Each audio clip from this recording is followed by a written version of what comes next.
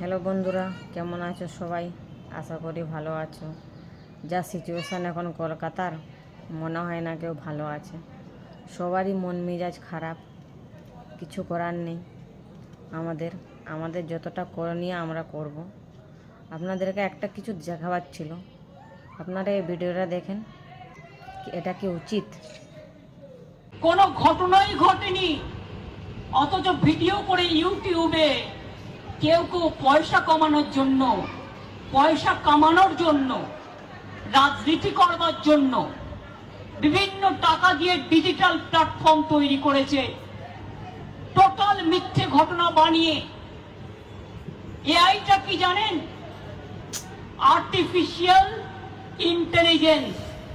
এটা মনে রাখবেন। এআই, ধরুন আমি গেলাম না, আমি বললাম না, কিন্তু পুরোপুরি আমার ছবি দেখিয়ে আমার গলার স্বর নকল করে নানা রকম কথা বলতে পারে।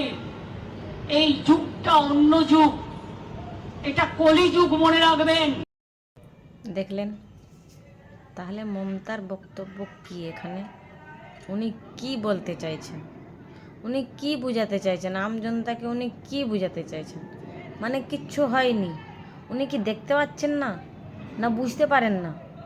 এটা কি ভাই? আমার তো বিশ্বাস হচ্ছে না কি উনি একটা মহিলা হয়ে এভাবে বলতে পাচ্ছেন। মানে এত অসহ্য লাগছে, উনতে এত অসহ্য লাগছে। উনি এই দেশটা চালাচ্ছেন, কি বলবো। ওনার মতন মহিলা যদি থাকে তা আমাদের মতন মহিলা আর মানে কোথাও আছড়া পাবে না, কোথাও শান্তি পাবে না গিয়ে। উনি যদি থাকেন তা আমরা কোথাও যেতে পারবো না। এটা উনি বুঝাতে চাইছেন। আমার আর কিছু বলার নেই। ধন্যবাদ।